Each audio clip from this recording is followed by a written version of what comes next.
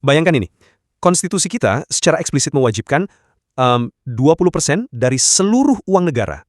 Itu artinya ratusan triliun rupiah diberikan khusus untuk pendidikan. Angka yang sangat masif ya. Betul, sangat masif. Di atas kertas, dengan suntikan dana sebesar itu, setiap sekolah dasar di negara ini tuh seharusnya terlihat kayak istana kecil. Punya fasilitas lengkap, kelas nyaman, perpustakaan modern, dan guru-guru yang sejata. Tapi kenyataannya? Kenyataannya sangat jauh dari itu. Persis. Kalau Anda berjalan ke banyak sekolah di pinggiran kota atau di daerah, dan Anda melihat ke atas, atapnya masih banyak yang bocor. Atap yang bocor itu bukan sekedar masalah cuaca, tapi cerminan dari bagaimana uang ratusan triliun itu mengalir, atau lebih tepatnya tersumbat di dalam sistem birokrasi kita. Standar nasional pendidikan yang sering dibanggakan itu kan pada dasarnya janji negara ya? Sebuah jaminan konstitusional. Betul. Sebuah jaminan bahwa setiap anak, entah dia di pusat kota metropolitan atau di pelosok kepulauan, akan mendapatkan kelas yang kedap air. Tapi, janji ini seringkali terbentur realitas anggaran yang sangat birokratis. Dan disitulah letak diskusi kita hari ini. Kita akan membedah arsitektur regulasi pendanaan pendidikan di Indonesia. Fokus kita ada pada perjalanan mandat 20% ini. Bagaimana uang itu didesentralisasi ke daerah lewat Peraturan Pemerintah Nomor 48 Tahun 2008, dan bagaimana pusat akhirnya turun tangan mengoreksi lewat PP Nomor 18 Tahun 2022. Pertanyaan sentralnya di sini sangat krusial. Apakah struktur desentralisasi dan prinsip tanggung jawab bersama dalam pendanaan pendidikan ini memang desain yang pragmatis untuk mencapai standar kelayakan? Atau jangan-jangan ini justru celah sistemik yang melegitimasi ketimpangan antar kelas? Terutama kalau kita menyoroti kontroversi pendanaan sekolah bertaraf internasional ya. Ya. Sekolah bertaraf internasional atau SBI yang pada akhirnya dibatalkan oleh Mahkamah Konstitusi karena terbukti diskriminatif. Menarik. Nah, posisi saya dalam diskusi ini berangkat dari kacamata perbaikan sistem. Saya berpendapat bahwa kerangka hukum kita, terutama setelah dirombak melalui PP 18 tahun 2022, adalah sistem yang responsif. Sistem ini mampu melakukan swakoreksi. Kita sekarang punya pengawasan terpusat yang presisi untuk mencegah kebocoran anggaran daerah. Sementara saya melihatnya dari sudut pandang struktural yang lebih kritis. Konsep desentralisasi finansial ini, pada praktiknya, seringkali jadi alasan bagi negara untuk lepas tangan. Beban dilempar ke orang tua murid, dan ini menciptakan segregasi kualitas yang sangat tajam. Gini, mari kita mulai dari fondasinya dulu. Kita harus akui bahwa komitmen mengunci 20% dari APBN dan APBD murni untuk pendidikan itu adalah langkah hukum yang sangat progresif. Nggak banyak negara di dunia yang berani mengikat postur fiskalnya secara absolut seperti itu. Betul, komitmen di atas kertasnya sangat monumental. Saya sama sekali tidak membantah niat baik konstitusi itu.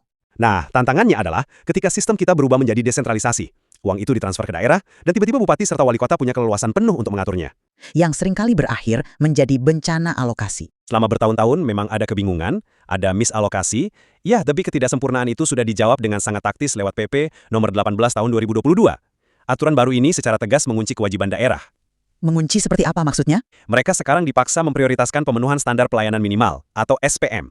SPM ini ibarat batas garis kemiskinan fasilitas sekolah. Sebelum SPM pendidikan dasar di sebuah kabupaten terpenuhi 100%, pemerintah daerah dilarang keras menggunakan dana pendidikan untuk urusan lain. Jadi, bangun dari fondasi dulu, baru ke atap. Saya apresiasi langkah perbaikannya, tapi fakta bahwa pemerintah pusat harus repot-repot mengeluarkan PP 18 tahun 2022 itu justru membuktikan satu hal yang fatal. Fatal bagaimana? Itu kan bagian dari evaluasi wajar. Itu bukti absolut bahwa selama belasan tahun sejak 2008, sistem desentralisasi anggaran kita cacat secara desain. Cacat desain. Tunggu, itu kan bagian dari proses transisi otonomi daerah kita. Tapi transisi yang ongkosnya terlalu mahal. Fakta bahwa kementerian harus bikin aturan baru untuk memaksa kepala daerah mendanai pendidikan dasar menunjukkan bahwa selama belasan tahun dana 20% itu salah sasaran. Uangnya mengalir kemana coba? Ya, tidak semuanya salah sasaran, banyak yang ke proyek-proyek kosmetik bupati, pembangunan kantor dinas yang megah, atau program tersier yang populis untuk pilkada. Sementara di saat yang sama, atap SD di kabupaten tersebut mau rubuh dan gurunya dibayar dengan sangat tidak layak. Saya paham kenapa Anda melihat belasan tahun ke belakang itu sebagai sebuah kegagalan struktural. Tapi coba kita bedah bagaimana mekanismenya bekerja sekarang. Masa lalu memang minim parameter pengawasan. Tapi PP 18 tahun 2022 ini mengubah aturan main secara radikal. Sistem pengawasannya lintas kementerian. Dan ini ibarat sistem bendungan raksasa yang punya katup air otomatis. Sebentar, katup otomatis. Bisa dijelaskan mekanismenya di lapangan seperti apa? Jadi gini, sekarang pengalokasian anggaran daerah itu memerlukan persetujuan kolektif dari Menteri Keuangan, Menteri Pendidikan, dan Bappenas. Sistem ini tuh punya semacam sensor. Oke, sensor data rapor pendidikan. Persis. Ketika sensor di pusat mendeteksi rapor pendidikan atau SPM di suatu kabupaten masih merah, artinya kelas dasar belum layak, maka katup air aliran dana dari pusat ke daerah untuk program di luar prioritas langsung dikunci oleh Menteri Keuangan. Wah, langsung dikunci. Langsung. Kepala daerah tidak bisa lagi pakai uang pendidikan untuk membangun kampus politeknik megah sampai urusan SD dan SMP selesai. Ini intervensi struktural, bukan sekedar imbauan moral. Analogi bendungan dan katup itu sangat pintar ya, mengontrol aliran air agar mengisi kolam yang paling kering terlebih dahulu. Tapi mari kita uji logika itu dengan realitas matematika fiskal kita yang sebenarnya. Silakan. Bagaimana kalau katupnya sudah bekerja sempurna? Daerah sudah tertib, kebocoran ke proyek kosmetik sudah ditambal, tapi pada dasarnya debit air dari pusat, kapasitas murni APBN kita, memang secara absolut tidak cukup untuk membiayai seluruh standar nasional. Memang selalu ada kesenjangan antara kebutuhan ideal dan kapasitas fiskal real. Lakukan sesuatu yang sangat problematik. Kalau kita bedah aturan sebelumnya, spesifiknya pasal 48 di PP 48 tahun 2008, regulasi itu secara legal membuka apa yang saya sebut sebagai jalan tikus. Jalan tikus bagaimana maksud Anda? Aturan itu menuntut partisipasi peserta didik atau orang tua untuk menutupi kekurangan pendanaan agar sekolah bisa mencapai standar nasional.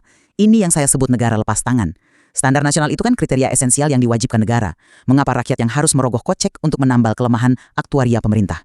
Ini secara halus mengubah hak konstitusional jadi komoditas finansial. Kritik Anda soal komoditisasi itu masuk akal, tapi hanya kalau kita membaca satu pasal itu saja secara terisolasi. Kenyataannya komite sekolah memungut biaya kan? Tunggu dulu, kita harus lihat sabuk pengamannya. Coba kita lihat komitmen wajib belajar di pasal 52. Untuk pendidikan dasar wajib belajar, undang-undang secara tegas menjamin bahwa itu gratis. Biaya operasional mutlak ditanggung negara lewat BOS atau bantuan operasional sekolah. BOS ini napas buatan dari pusat untuk sekolah. Gratis untuk komponen yang sangat-sangat dasar mungkin iya. Beli kapur, bayar listrik, tapi pendidikan modern kan jauh lebih dari itu. Sangat kompleks. Betul. Itulah mengapa untuk layanan di atas batas minimum, negara menerapkan rasionalitas fiskal lewat partisipasi masyarakat. Tapi perhatikan sabuk pengamannya. Regulasi melarang keras sekolah memungut biaya dari peserta didik yang tidak mampu. Secara teoretis ya. Dana dari orang tua yang mampu melalui komite sekolah itu wajib transparan, diaudit, dan nggak boleh dikaitkan dengan kelulusan siswa. Lebih dari itu, sekolah diwajibkan menerapkan sistem subsidi silang. Jadi ini bukan eksploitasi, melainkan ruang bagi kelas menengah ke atas untuk bergotong royong. Secara moralistik, ide subsidi silang itu terdengar mulia. Sangat indah. Tapi di lapangan, konsep subsidi silang ini menderita cacat asumsi yang sangat mendasar. Cacat asumsi bagaimana? Murid di sekolah negeri kan datang dari latar belakang ekonomi yang beragam. Konsep itu mengasumsikan si kaya dan si miskin duduk di kelas yang sama, dengan proporsi seimbang. Tapi tata kota kita tidak bekerja seperti itu. Realitas kita sangat tersegregasi secara spasial.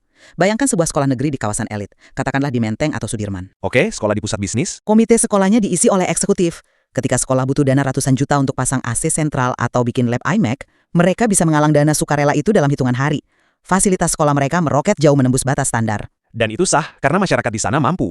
Memang sah, tapi sekarang, bandingkan dengan sekolah di desa pertanian di Gunung Kidul atau perkampungan padat pekerja pabrik di Bekasi, siapa yang mau disubsidi silang di sana?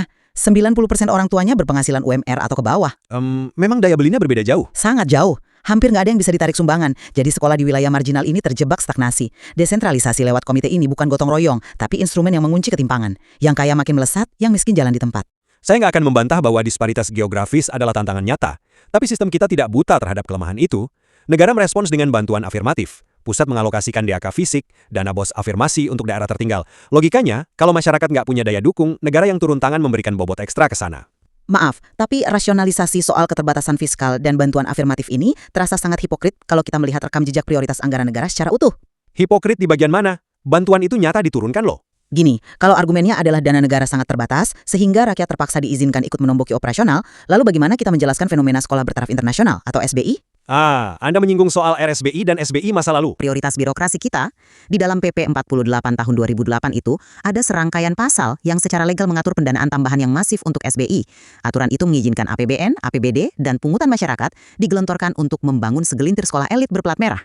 Itu kan tujuannya untuk kompetisi global. Tapi ini ironi prioritas yang luar biasa brutal. Bagaimana negara bisa membenarkan kebijakan menyedot fiskal untuk bangun sekolah dengan fasilitas setara hotel bintang 5, sementara pada detik yang sama, ribuan sekolah biasa masih berjuang dengan gedung retak dan buku kedaluarsa. Saya mengerti frustrasi yang muncul, sungguh. Memang secara visual terasa paradoks ketika kita bangun gedung mewah, sementara jalanan di sekitarnya berlubang. Tapi izinkan saya membedah rasionalitas di balik kebijakan SBI itu dari kacamata strategi makro. Silakan, saya ingin dengar bagaimana negara membenarkan hal tersebut. Negara kita ini beroperasi dalam persaingan global yang agresif. Sistem pendidikan yang ingin kompetitif nggak bisa cuma fokus 100% bangun lantai dasar. Undang-undang Sisdiknas mengamanatkan pengembangan sekolah unggulan bukan untuk bikin kastil eksklusif, melainkan sebagai laboratorium inovasi. Laboratorium untuk siapa? Kelas elit. Untuk ekosistem pendidikan kita sendiri. SBI ini awalnya difungsikan murni sebagai inkubator. Di sana, negara menguji metode pedagogi baru, teknologi digital mutakhir, dan kalibrasi standar evaluasi agar setara OECD. Nah, keilmuan dan guru pelatih dari inkubator ini pada akhirnya dirancang untuk ditularkan ke bawah. Menerapkan logika trickle-down effect ke hak dasar. Iya, untuk mendongkrak sekolah di sekitarnya. Dan, jangan lupa, disinilah fungsi perbaikan PP 18 tahun 2022 tadi. Aturan baru ini memberi hak veto struktural. Kalau bupati berambisi bangun sekolah internasional mewah demi gengsi, tapi data menunjukkan SPM dasar belum beres, anggarannya langsung dikunci. Swak koreksi ini memastikan ambisi global tidak mengkanibal kebutuhan dasar. Anda menggunakan kata inkubator. Masalahnya begini, untuk menghidupkan satu inkubator mewah ini, negara secara finansial mencabut listrik dari puluhan ruang rawat inap biasa di rumah sakit yang sama. Trickle down effect itu tidak pernah terjadi di lapangan. Prosesnya memang butuh waktu. Yang terjadi justru kanibalisasi anggaran dan tenaga pendidik terbaik tersedot ke satu titik. Dan kita nggak perlu berdebat panjang soal ini, karena sejarah sudah membuktikan siapa yang benar. Anda merujuk pada putusan Mahkamah Konstitusi? Tepat. Fakta bahwa konsep RSB ini dibatalkan secara total oleh Mahkamah Konstitusi membuktikan logika inkubator Anda gagal meyakini realitas konstitusi kita. MK menilai praktek SBY ini diskriminatif, menciptakan kasta eksklusif berbayar di dalam sekolah negeri. Negara sama sekali nggak boleh pakai dana publik untuk perlakuan eksklusif, apalagi ketika hak dasar di sekolah lain belum terpenuhi. Keputusan MK itu memang monumental. Pembatalan itu mengkonfirmasi bahwa kekhawatiran saya tentang segregasi bukanlah ketakutan teoretis, tapi cacat moral yang sangat nyata. Saya harus mengakui bahwa pembatalan RSBI dan SBI oleh MK adalah tonggak sejarah yang krusial. Saya menghormati putusan itu sebagai bukti berjalannya checks and balances di Republik ini. Keputusan itu menyoroti batas tegas antara inovasi dan diskriminasi. Namun, bagi saya, intervensi MK itu justru memperkuat tesis dasar saya di awal diskusi ini. Memperkuat bagaimana? MK jelas-jelas membatalkan regulasi pemerintah kan? Justru karena dibatalkan itulah buktinya. Arsitektur regulasi kita ini bukan monolit yang kaku. Dia adalah organisme yang hidup. Ketika suatu instrumen, dalam hal ini SBI, dinilai melenceng dari roh pemerataan, sistem secara struktural mampu mengoreksinya. Dan, pasca putusan MK, negara mewadahi ruang inovasi lewat sistem zonasi yang lebih berkeadilan. Lalu puncaknya, PP 18 tahun 2022 datang menutup celah agar kepala daerah nggak bisa lagi main di wilayah abu-abu. Saya menghargai kelapangan Anda membingkai pembatalan MK sebagai sebuah koreksi. Tapi mari jujur pada lini masa sejarahnya. Butuh waktu belasan tahun dari 2008 ke 2022 hanya untuk birokrasi menyadari bahwa desentralisasi anggarannya bocor. Itu menunjukkan arsitektur dasar pendanaan kita terlalu rentan. Terlalu banyak anak marginal yang kehilangan hak fasilitas layak selama masa swakoreksi itu berlangsung. Kebijakan publik skala nasional di negara kepulauan pasti membawa kerentanan. Kompleksitas transisi itu nggak bisa dihindari. Benar bahwa ia beradaptasi, namun kompromi fiskal yang ujung-ujungnya mengandalkan dompet orang tua murid ini terus menumpulkan standar nasional pendidikan. Kegilaan birokrasi di masa lalu terhadap sekolah internasional itu pengingat historis yang keras. Kalau publik nggak memelototi 20% uang kita, pemerataan bagi anak di daerah pinggiran hanya akan terus tertunda. Diskusi yang luar biasa tajam. Sebagai rangkuman dari perspektif saya berkesimpulan bahwa kerangka pendanaan pendidikan kita hari ini tidak lagi buta terhadap kelemahan masa lalunya. Lewat PP 18 tahun 2022, kartu pengontrol telah dipasang untuk memastikan prioritas anggaran daerah tidak meleset dari pendidikan dasar. Sembari menertibkan birokrat, sistem ini mempertahankan elemen gotong royong masyarakat yang realistis yang dipagari larangan keras memungut biaya dari keluarga miskin. Dan dari perspektif saya, selama regulasi masih memberi ruang bagi partisipasi finansial orang tua untuk menambal defisit sekolah negeri, kita akan terus mereproduksi segregasi kelas. Jejak polemik SBI membuktikan betapa mudahnya fokus fiskal negara terdistraksi. Arsitektur ini, meski sudah ditambal sana-sini, pada akhirnya masih menuntut kelas bawah dan menengah berkorban terlalu banyak demi sesuatu yang secara konstitusional adalah hak mereka. Saya rasa, setelah mengeksplorasi ketegangan argumen ini, kita tiba pada sebuah konvergensi yang mendalam. Kita berdua sepakat bahwa mewujudkan keadilan dari angka absolut 20% bukanlah persamaan matematika yang linear. Angka besar di kertas tidak serta-merta menjadi atap yang kokoh di dunia nyata. Sangat jauh dari linear. Ada ketegangan abadi antara idealisme luhur dalam teks konstitusi kita berhadapan langsung dengan brutalnya keterbatasan ruang fiskal, ketimpangan geografi, dan kapasitas eksekusi birokrasi daerah. Tegangan ini menuntut pengawalan kritis tak henti-hentinya dari publik luas. Betul sekali. Cetak biru pendanaan pendidikan kita telah dibentangkan bertahun-tahun lalu, dikritik tajam, digugat ke MK, dan terus direvisi. Dan tugas kementerian tampaknya terus mencari formula pelapis anti bocor terbaik agar air hujan tidak terus menetes ke meja belajar siswa ya. Tepat sekali. Pertanyaan retoris yang tertinggal untuk kita semua sekarang adalah, apakah tambalan regulasi ini pada akhirnya mampu membuat atap standar nasional benar-benar melindungi setiap pelajar secara merata? Ataukah kompleksitas birokrasi ini ujungnya sekedar memindahkan titik bocor airnya ke sudut ruangan kelas yang berbeda?